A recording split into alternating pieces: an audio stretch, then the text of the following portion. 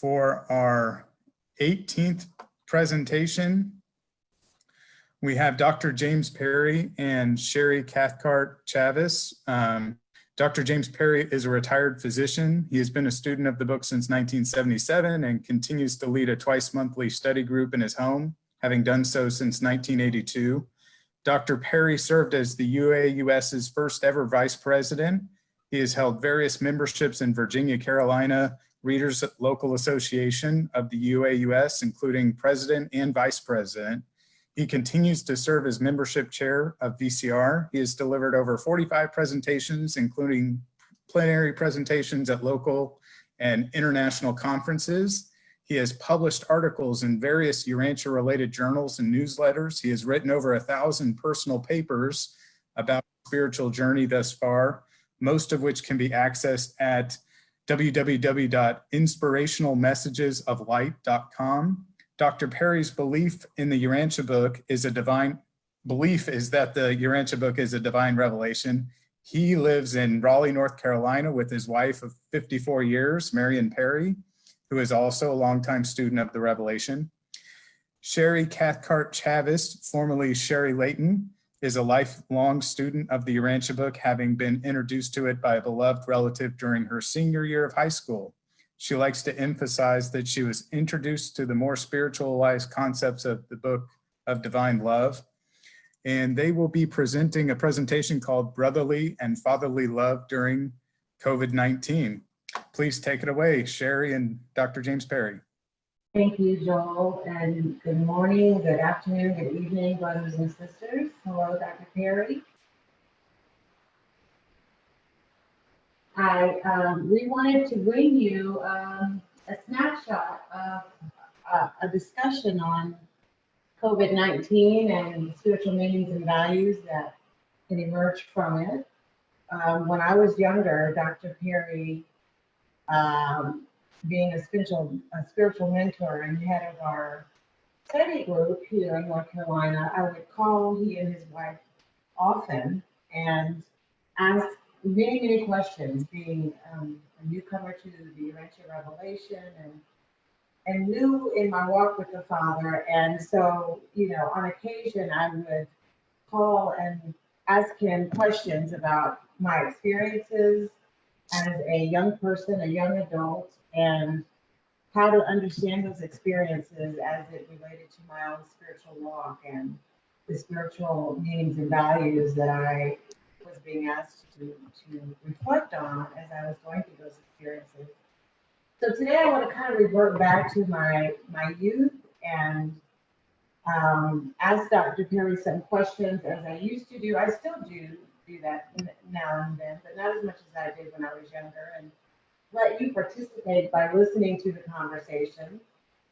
And then we're going to open it up for you to make comments or ask questions as it relates to this topic. So Dr. Perry, are you ready? Yes. So currently we are all being impacted very severely by the coronavirus pandemic. This disease has currently killed thousands of people around the globe, isolated tens of thousands of people. So my question is, Dr. Perry, the world is being impacted severely by the coronavirus pandemic. The disease has currently killed thousands of people around the globe and isolated tens of thousands of people, and has had a disastrous impact on people's livelihoods. So as we witness the continuous unfolding of this tragedy, what spiritual meanings and values might we glean from it? This question that you asked is a question that has begged mankind since the beginning of them being thinking. And, we've had several catastrophes in our lifetime, and the question is always the same: where is God on these episodes? And people have tried to rationalize various reasons why this is happening, but God's word is in it. So that we're happy that we have had some new insights from the Revelation. Kind of explains well, not explain why we have them, but explain where God is in relationship to this. So that it's not an unfair question to ask, how is this pandemic increasing brotherly love and ultimately fatherly love? And it does require some thinking of understanding that there's a spiritual nature and there's a material nature. And of course, the material nature is subject to the material laws that govern the universe, and the spiritual nature is related to the spiritual laws that govern the spiritual universe. So we're being a twofold creatures. Sometimes it gets very confusing as to which is which. And so oftentimes, especially during this time of our evolution of the planet, we tend to mix them up. We tend to think God in terms of for material things as well as spiritual things. And it's a real strain on our faith. We try to find out why God does not intervene or does not answer to your prayers. We've witnessed this very recent with the virus, killing hundreds of thousands of people worldwide and affecting people's livelihoods and their attitudes, their loved ones, and all of these things. Even the churches where people are summoning worship and not being spared of it. So it becomes important to understand that if we look a little bit carefully, think a little bit more reasonably, our experience can inform us, and if we actually are honest of intellectual probing, we have to conclude one or two things. Either that God doesn't care about us, and that our relationship, our concept of our relationship with Him is erroneous. I think that it's very hard consciously to enlighten the population about these differences. But I think that even from their perspective, we just understand the law, which I think all religions probably understand, especially Christians, that all things work together for good for those who love God and do His will. So I think that even if we fall back on the position that we can't understand God, He works in mysterious ways, that truth in itself should sustain our belief, our continued belief in God. So I think that as time goes on, we will get to the point that we begin to discern spiritual values in spite of the disasters that we have. As we continue with this program, we gain a little bit more insight as to what the spiritual values are and how we develop them and how they contribute to the rise of brotherhood, offering love. So Dr. Perry, you talked about the fact that the father has, of course, not brought on this latest plague, and that he uses these circumstances to further his divine plan to make mortal man perfect. And so not only does mortal man have to be made perfect, but his environment has to progress to perfection. And so, if that's the case, as it regards to this particular experience that we're having, how do we, actualize within us these slumbering potentials of perfection? What are we called to do in the midst of a situation like this in particular? I think it's important to always keep in mind that we are evolutionary creatures, which means that we began on this planet without any knowledge or any significant wisdom. So that we have to advance in both wisdom and knowledge and understanding. But I think that because of where we come from, of our animal nature, we sort of like animals in the same way. We don't like to be exerted. We don't like challenges. We like comfort. We like ease. We like all of these things. You're not going to voluntarily, at least when you start out, you're not going to voluntarily begin to move forward unless we have some kind of powerful stimulus to move us forward. We need to understand that the very environment that we live in has a stimulus to move us forward, because if you're hungry, you're going to have to go find something to eat. If you're hungry, you're going to have to find something to eat. It moves you from your present position. And if you don't have enough food by searching, then your mind begins to work to try to figure out a way that you can have food when there's a famine, when there's a shortage. So this evolutionary process that we're part of inspires to move us forward. Now, we have within us certain potential, certain spiritual potential, as well as our human potential. And these spiritual potentials require specific stimuli to unfold themselves. And usually they have to unfold themselves when we've done to the point that we have exhausted our own self-sufficiency. And when we have exhausted our own self-sufficiency, then we begin to think a little bit more outside of ourselves and about others. So it's out of sheer protection that we begin to see the beginnings of group functioning.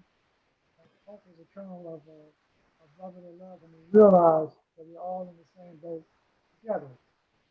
So, mind that I want to be treated, I want you to treat me the way I treat you, or I'd like to be treated the way you want to be treated. So that was very, very helpful. You did talk about the fact that we have to unlock the potentials of perfection by dealing with the adversities and vicissitudes of life. And as it relates to this particular experience, what do the inevitabilities, those always come to mind, the inevitabilities of mortal living. How would you equate, how would you take those character values that are spoken of, faith, unselfishness, hope, courage? How can we take those values and translate them to the road to unlocking our potential, spiritually speaking, in dealing with this pandemic? All right, let's talk about the inevitabilities. Altruism, service of one's fellows. I think a background information of this would be to remember that the Father has commanded us to be perfect as He's perfect. So starting off from where we are, we have quite a ways to go. And these are some of the qualities that we should incorporate as we move towards that command, that goal. So altruism, service of one's fellows, we understand that there's not a lot of that going on right now. We see a lot of advertisements on TV and radios that talk about service. But when we look behind the curtain as it is, we see that it's really not about service at all. It's about something else. So at some point in time, as we continue to move, the word service will begin to take on a different meaning and will actually mean exactly what it says. That is that they are organized to provide service rather than to switch and bait. The next one is hope, which is very, very important, especially during times when you don't understand what is going on, when you're confused and befuddled, and you scratch your head and it requires a solution. You recall that Jesus told his mother after losing his father, when she was so full of grief, and he said, "Mother, mother, you know, this tears will not help us, but we're strengthened for these activities to hope." So hope becomes very important. Hope is sort of like a lifeboat that it pulls us from times of tragedy and uncertainty to where we can put our feet again on the ground. So hope is sort of like an eternal quality. It also leads to trust. That is that you get to the point where you trust even though you can't see. And then we have that granddaddy of them all, faith. And this life, faith becomes very important because we don't have the kind of minds that would allow us to see, as it were, spiritual realities. So we have to have faith in order to comprehend the spiritual realities, to comprehend the Father, His Son. All these require faith to do this, and it requires faith to understand that our lives is one that's we have uncertainty with security. That's our status, uncertainty with security. We don't know what's going to happen from moment to moment, but we're secure because we have an all-powerful, all-loving, all-merciful Father who loves us, So this faith becomes very, very important. All the spiritual insights that we grasp within ourselves are made available to us through the use of faith, which serves in the place of our inability to see, as it were, ourselves.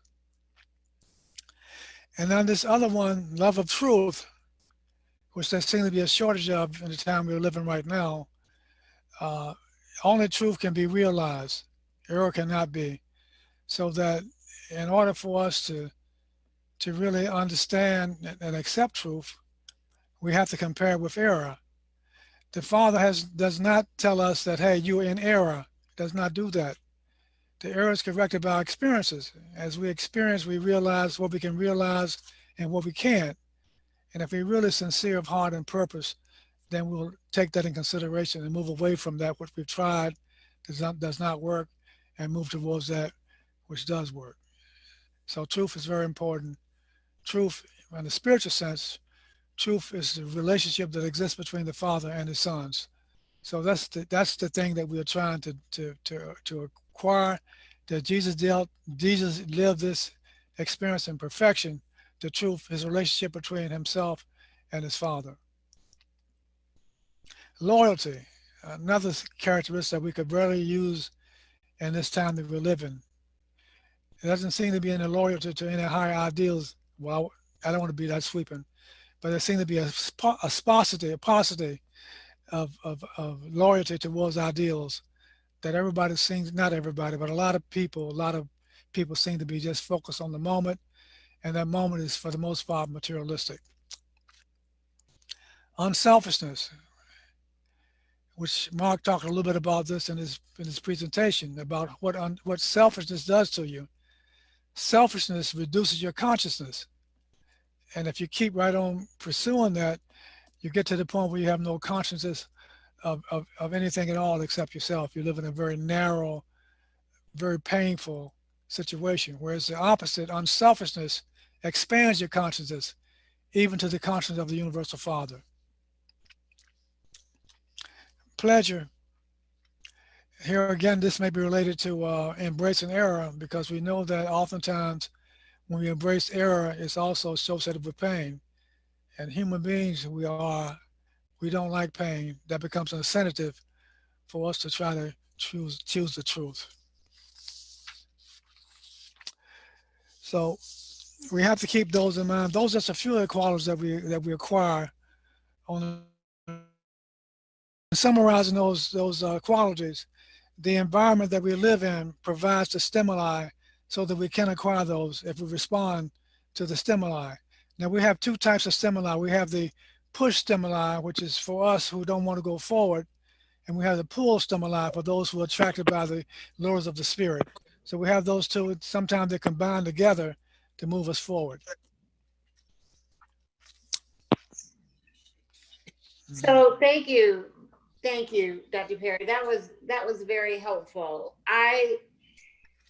You know, I take it to mean that, this is just another occasion then to kind of practice loving our brother as we love ourselves. Is that what the heart of the matter is here? Yeah, this because we've had some brotherhood all along in this, but it's gradually increasing to the point that the brotherly love will borderline the fatherly love. So we're on the verge of doing that. And the thing that the pandemic does is that it makes us realize that we're all a part of the same, that we're all in the same boat. You remember that in 9/11, when we had this terrorist attack on the Twin Towers, that not the whole country was not really affected by that directly. But now we have a situation where not only the whole country, but the whole world is affected by that. So we get a really boost in the stimuli to realize that we are in the same boat together, and we need to cooperate with one another. We need to treat each other the way we want to be treated, because there's no way you can hide from this virus. You can't hide from it. Matter of fact, they're predicting that until 60 to 70% of the people are infected with this virus, we will not have any kind of immunity. It will continue to infect people. So we all, as we begin to adjust to the reality that our life as we knew it has changed forever. We can't go back to where we were before. That's not going to happen. Even though we have some people who are resisting that idea, it's a fact that we're going to have to move forward in a new circumstance. But what if I get the idea of, this is an occasion for us to be treating one another the way we want to be treated. But what if I don't have a very good image of myself? What if my self-image is poor? What if my self-esteem is lacking, or my self-worth is challenged? How then do I obey this brotherly love command?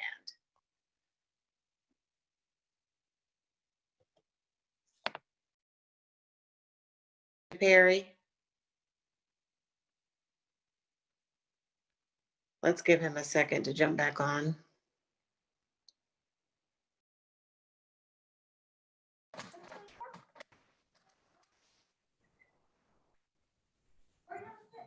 Okay, and Antonio had mentioned that you could log in also on your computer and share your screen at the same time as being on the phone, if you can make that work.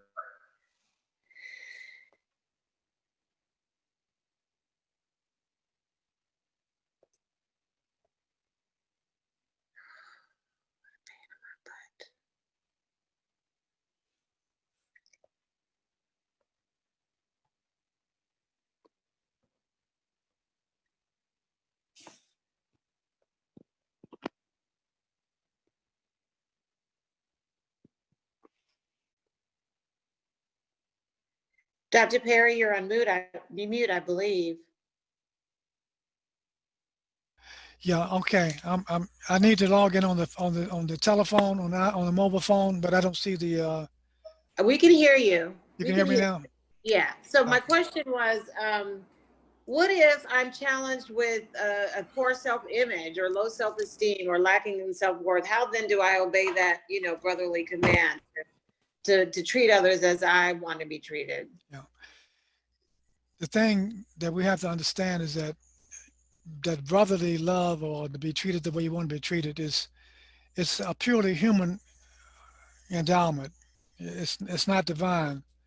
So that sometimes people in their development as they grow, they have very, very bad experiences that lead to low self-esteem. And so they don't have a high concept of what it means to be treated the way you want to be treated. It's a lower sense. And the best way of overcoming that is to reach the point where your concept of self is elevated. And the best way to do that is by doing the Father's will, or striving to do the Father's will, which has the sure consequence of elevating your self-respect and your self-esteem. So this is how this works, because you can't do it of your own. You don't have the power within yourself to elevate yourself, but the divine spirit that lives within you does have the power to do that. And you do this by just simply by having the desire to do the Father's will.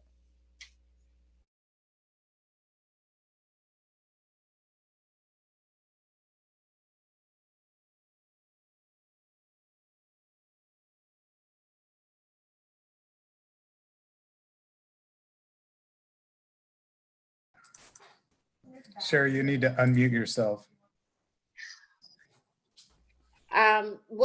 So let's moving on from brotherly love to fatherly love, then what is the difference then how I would treat others as I continue to be part of a community and grappling with the hardships that have come about from this disease?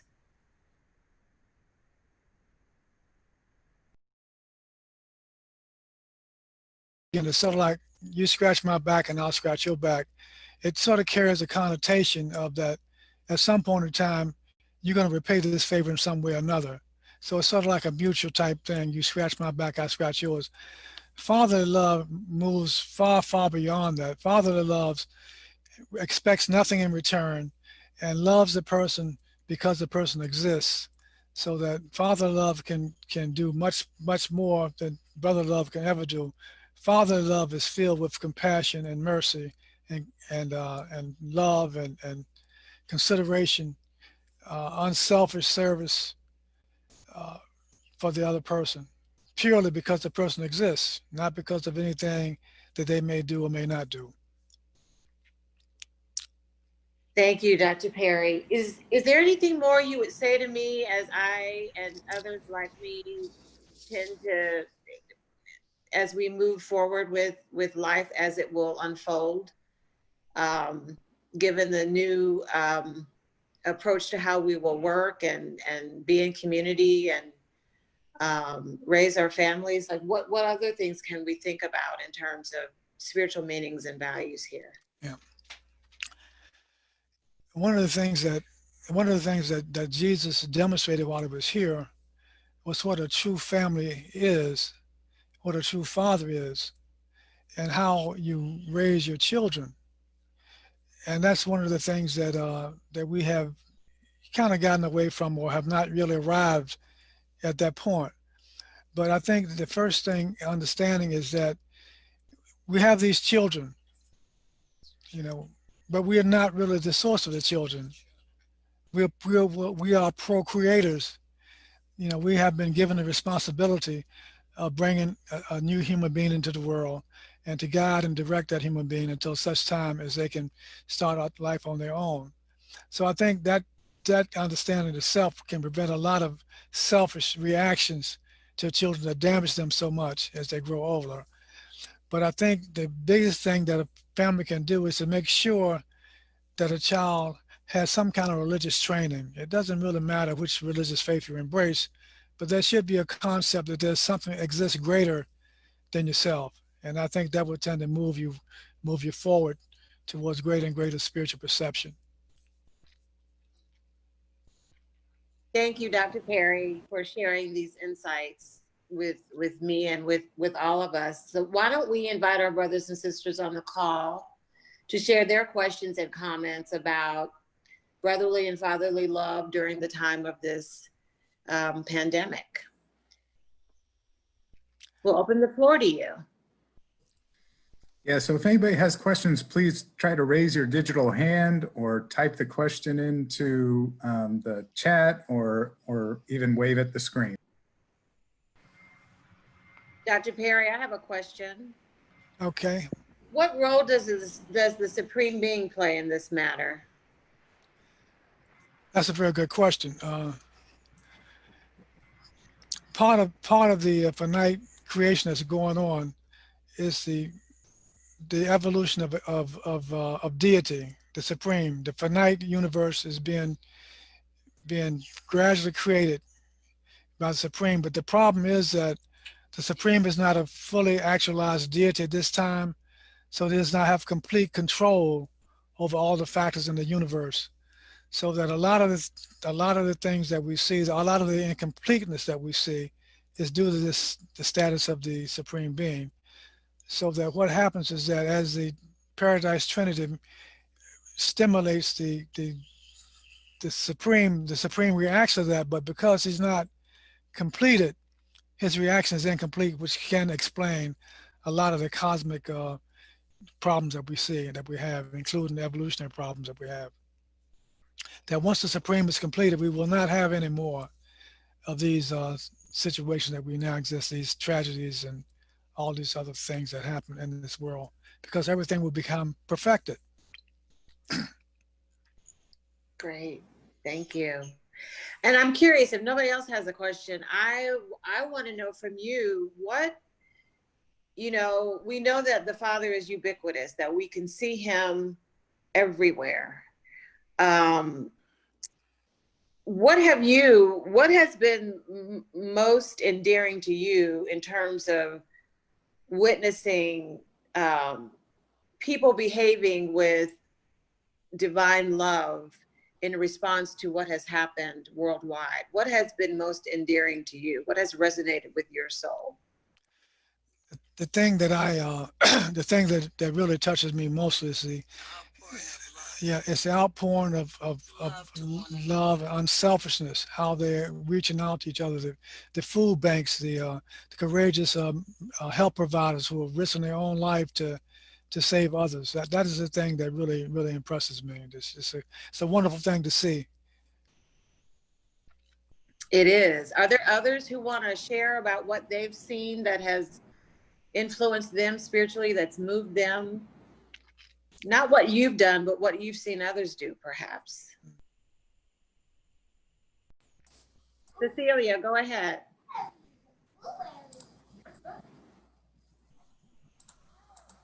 Cecilia, you've raised your hand. Go ahead. Okay, can you hear me? Yes. I've been deeply impressed by all of the creativity of people in the entertainment field, particularly music. It's just been uplifting, very uplifting for me to hear performers on the internet just performing and singing and particularly I think what it's called virtual worship.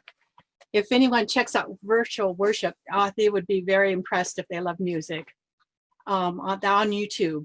And definitely the help of all the caregivers. It's just been, in my mind, a high order of service and that they would actually, courageous and high order of service, that they would actually put themselves at risk to help others.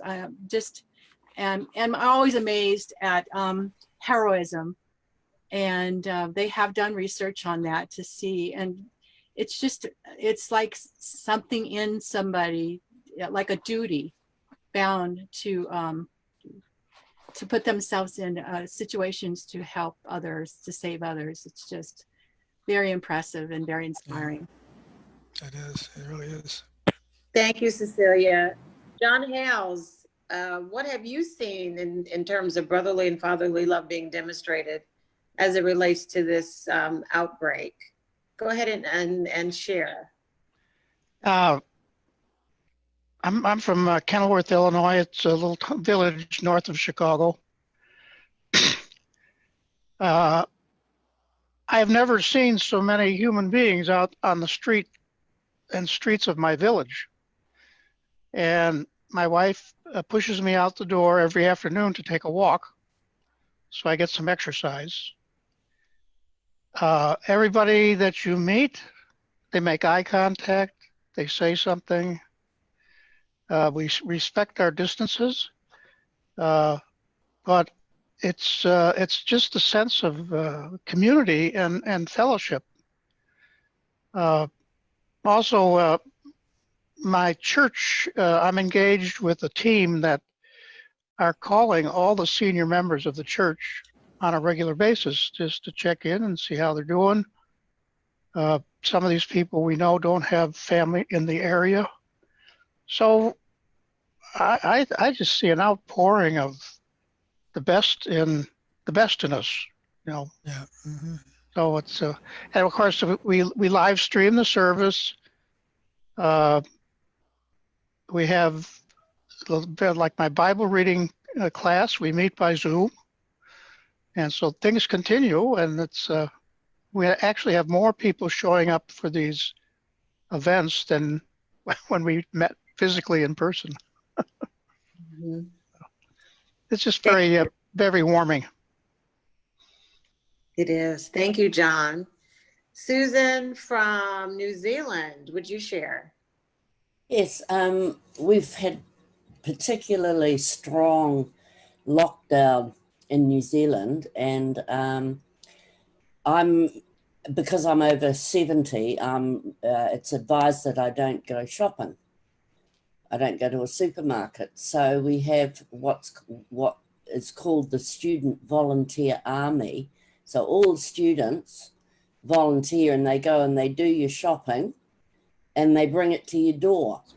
And I just think that's fantastic. All the young people pitching in to help. She's responding. Also, the other thing that I really like is the time that parents are now spending with their children. In today's world, both parents usually have to work to get an income so that they can survive.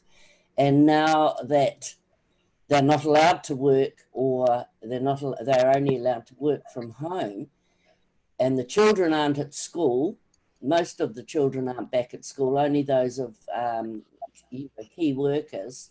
And they're spending all this time and getting to know their children, and their children are getting to know them. And I just think that's fantastic.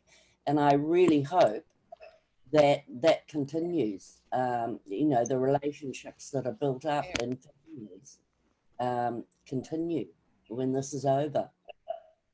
Thank you. Thank you, Susan. And before we ask for others to share, I just wanted to share a thought that I'd had. When I was first starting with the study group and reading the Revelation and, experiencing a new walk with the Father, I remember saying to my aunt one day, her name is Boyette, and she introduced me to the book. I remember asking her, I said, or telling her, I said, I'm getting the feeling that the Father wants me to love everyone the same way that I love my daughter, who has been a youngster, a toddler. And I said, am I correct in that? And she says, that's absolutely correct. And I said, but it's impossible. How can I love other people the way I love my own child? Easy. And she said, something to the tune of keep living. And,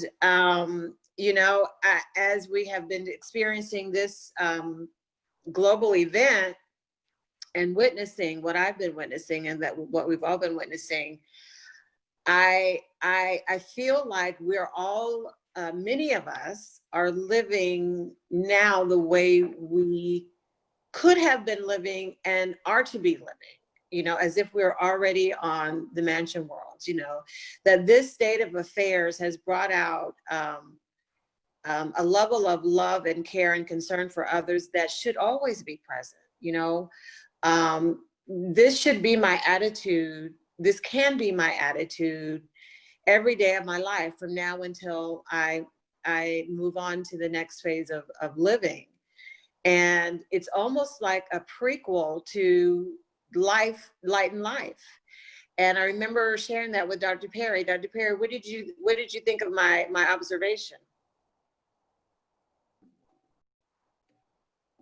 I think that those observations were very, very accurate, very, very true. And we should be living that way because that's the way the world's lived and also the night and life. They love each other as the Father loves them. They share this love. Little side point I want to share with you. They have these advertisements on television showing the different health workers, groups of nurses and doctors. And the thing that came to mind, I just had this view of a couple of finalities on the World Southern Night and Light doing their thing and translating the consciousness of this level to the next outer space level. I was just filled with excitement. I said, wow, I wish I could be in that group. It was really, really nice feeling. Yes, indeed. Are there others who want to share? I think Cecilia, would you like to share again? Yes, the thought was how much, well, there was a paper not too long ago, we were talking about materialism and they warned us about materialism. And I know we were reading and I was thinking, oh my gosh, it seems like more and more time it goes by, we become more materialistic. And all of a sudden I start seeing that reversed just by this coronavirus, And yes, we need to figure out a way to support ourselves and be in this world. We can't all be living off of the government, but in the meantime, it's like the animals are coming out and walking in the streets of cities all over the world, and they can see that the smog and all the stuff that's the pollution in the air has been clearing in China, and so many things have actually been changing as a result of our changing of our behaviors. And if we could only figure out how, once we're past this, that we can change our behaviors in a way, or continue to change our behaviors in a way that we can sustain ourselves, but also take care of the planet, take care of each other. And so who knows if that will happen. We might just revert back to our old behaviors, but it's just beautiful to see the changes as a result of our change of behaviors. It just is amazing to my mind. So thank you. Thank you, Cecilia. Are there others who would share?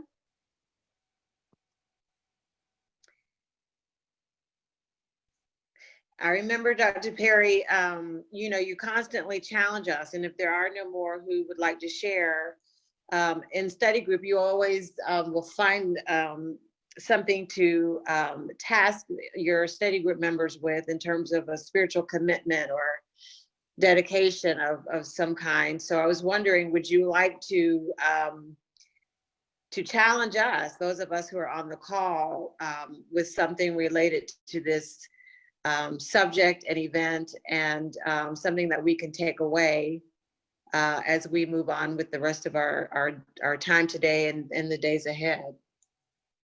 Well, this occasion that we have now in the world definitely requires certain spiritual guidance. What I would suggest, what I wish to challenge, is that when you interact with one another, that you maintain the quality of love in your voice, and not allow it to degenerate into impatience and anger. You always maintain that quality of sympathy, and empathy, and love in your voice. Tone of your voice.